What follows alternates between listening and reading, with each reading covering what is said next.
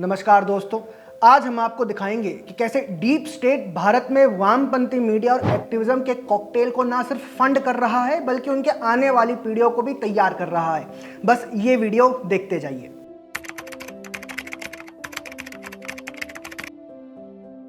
कुछ दिन पहले अमेरिका में ट्रंप सरकार ने यूएसएआईडी की पोल खोलकर रख दी। दुनिया ने देखा कि कैसे डीप स्टेट ने अमेरिकी फंड्स को एनजीओज, वामपंथी मीडिया और यहाँ तक कि आतंकवादी ग्रुप्स तक भी भेजा।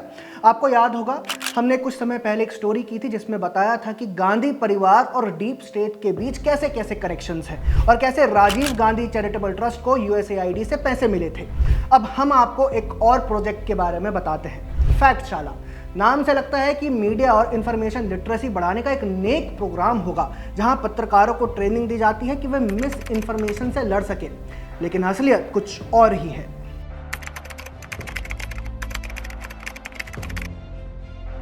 फैक्टशाला को चलाता है डेटा लीड्स, जो एक दिल्ली बेस्ड डिजिटल मीडिया और टेक कंपनी है। लेकिन असली खेल ये है कि डेटा लीड्स भारत में इंटरन्यूज का पार्टनर है। इंटरन्यूज कौन?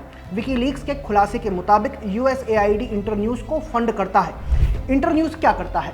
ये दुनिया भर के मीडिया पोर्टल्स में वामपंथी पत्रकारों को ट्रेनिंग देता है और भारत में यही काम डेटा लीड्स कर रहा था। अब सवाल उठता है, डेटा लीड्स किसके इशारों पर चलता है? इसका जवाब है सैयद नजाकत, जो डेटा लीड्स के फाउंडर हैं। ये साहब ग्लोबल इन्वेस्टिगेटिव जर्नलिज्म नेटवर्क के बोर्ड मेंबर भी हैं। GIJN को कौन फंड करता है? फोर्ड फाउंडेशन और ओपन सोसाइटी फाउंडेशन।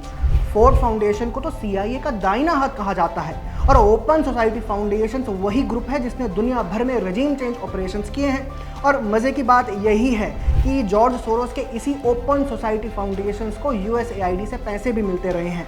अब आप समझ रहे हैं, ये पूरा नेटवर्क एक दूसरे से जुड़ा हुआ है।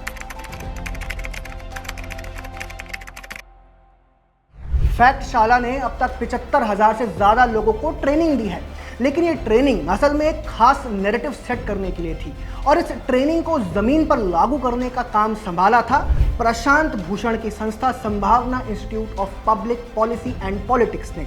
अब यही असली धमाका सुनो। प्रशांत भूषण वही वकील जो आपका फाउंडर था, जिसे बाद में पार्टी से धक्के मारकर निकाल दिया गया था। फैक्टशाला में उन्हीं की संस्था संभावना इंस्टीट्यूट ट्रेनिंग पार्टनर थी। इस ट्रेनिंग में कौन कौन शामिल थे? रवीश कुमार, आकाश बनर्जी, योगेंद्र यादव, कविता कृष्णन, हर्ष मंधर, परंजॉय गुहा ठाकुरता, शेखर गुप्ता, ऋतु कपूर, फये डिसूजा।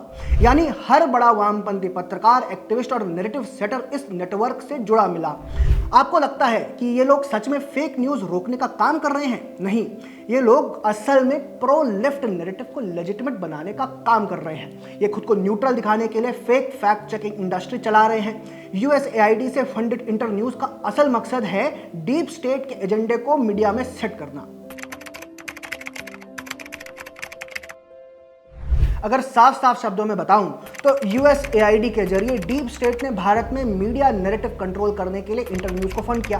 इंटरन्यूज ने डेटा लीड्स के जरिए भारतीय पत्रकारों को ट्रेनिंग दी। प्रशांत भूषण की संस्था संभावना इंस्टीट्यूट इस ट्रेनिंग में अहम भूमिका निभा रही थी।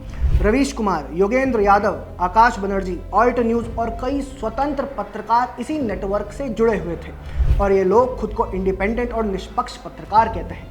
असलियत यह है कि ये पूरा नेटवर्क डीप स्टेट की गोदी में बैठा हुआ है। अब आपको समझ में आया डीप स्टेट की मीडिया ट्रेनिंग भारत में कैसे चलती रही। अब सवाल आपसे, क्या आपको लगता है कि आम जनता को इस गेम का अंदाजा है? क्या ऐसे फंडेड नैरेटिव बिल्डर्स को एक्सपोज करने की ज़रूरत है? कमेंट में अपनी राय बताइए और इस वीडियो को जगह जगह शेयर कीजिए ताकि लोग सच्चाई जान सकें। द पैम्फलेट को सब्सक्राइब करना ना भूलें, क्योंकि यहाँ हम आपको वो दिखाते हैं जो बाकी मीडिया छुपाना चाहता है। जय हिंद।